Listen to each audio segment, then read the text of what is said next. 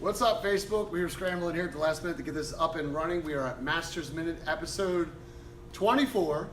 And tonight we are going to start a new different philosophy type set for maybe the next, 2 or 3 videos. And what I like to talk about is open up a discussion for the core principles of martial arts. And I think this is pretty universal across all martial arts. And I think that they're more common than we would think of. So tonight what I want to do is I want to draw something very specific for everybody. And by the way, if you're coming on the video, please say hello, what's up, awesome.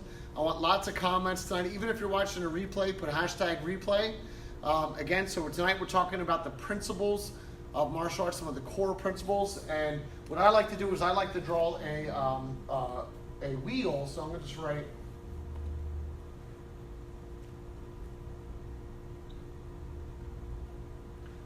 okay, we have our core principles, and I'm going to do my best at my artistic work. My wife is much more artistic than I am. We included some great sound effects for this evening. So I'm just going to start dividing this up. And this is just a fun way to start this process. And the fun thing is there are way more than I could probably ever fit into this wheel. It'd be cool if I had a giant one. That would be awesome. So again, we're talking about the core principles of martial arts. And I want to start with some very, very basic ones. We might only get through 2 or 3 tonight because I want to keep the video short. I want to talk about something simple as balance. So we're going to write on this, balance. I think it's good to be able to stand on your 2 feet without falling down. But when it comes to martial arts, balance is a big part of application. Meaning that if I am to throw a punch, it's good for me to be in a position of balance. If I'm going to throw a good kick, it's good for me to start from a position of balance. If I'm going to throw a joint lock or throw, it's good for me to be in a good position of balance. When I am unbalanced, the opposite of balance, which falls in the same category, then it is more difficult for me to apply my skills that I may be doing. Now, in application, I know in Hapkido, one of the core things that we would like to do is to unbalance or take someone's balance from them as we are applying skills. If I can break down their balance, that in turn makes it harder for them to counter it, for them to be able to counter strike. If somebody's off balance throwing a strike, I know I've dissipated some of the energy or some of the power of that strike. So anything related to balance, now remember, there's some other words that are different than what we're talking about. So anything related to balance, if you have any comments that you'd like to put in there about balance or unbalancing, go ahead and add that. Now, from here, we can talk about things like footwork. So I'm going to add a second principle. And by the way, next week we're going to bring this board right back and we're going to leave these words on there.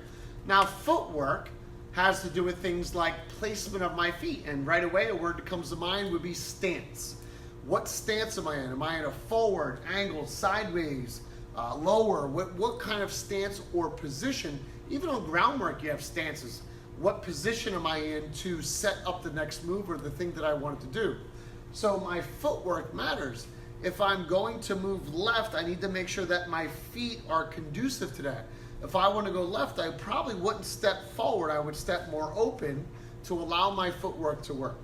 So we have balance, which if you notice ties directly into footwork. The two of those things kind of go hand in hand. If my feet aren't lined up correctly, I may lose my balance. If my feet are structured correctly, then I am in a better position of balance. So again, as you notice that we'll be talking about these principles, you're going to start seeing how all of them cross-pollinate, all of them are supporting each other, and eventually we're going to end up with, I don't know, how many are you going to write? 1, 2, 3, 4, 5, 6, 7, 8. We have 16, and I'm sure we could go on and on about those, but we're going to try to fill this up over the next 2 or 3 weeks with about 16 core principles that the point of all this is that if I go to throw a reverse punch, are most of these principles in play. If I go to throw a front kick, roundhouse, side kick, any of those core kicks, are most of these principles in play. I go to do a body throw or a joint lock, are most of these principles in play. So it's very important that we start understanding and speaking the terminology that we're using within the core skill sets. You see, I primarily teach from a principle-based idea, not a technique-based idea. Yeah, we have lists of techniques, but that's only to get me to practice my core principles. Does that make sense? I don't have principles to practice technique. I have techniques to practice my principles. Everything falls back to that foundational principle idea.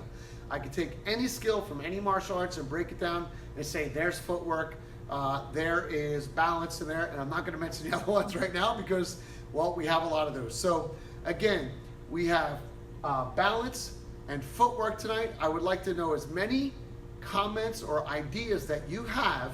And it's funny, some of you guys are into crest off or going to some of the other principles, which we don't want. But any comments on balance and footwork are going to be greatly appreciated. And remember, these are core principles that apply to all skills throughout martial arts. So we're going into this next philosophical type set of material for the next couple weeks, and we will be filling this entire principle wheel. So please, I want to hear all of your comments and feedback in the comments below. So this has been Masters Minute episode 24. We're starting out our core principles of martial arts. Thanks, and we'll see you guys in the next episode.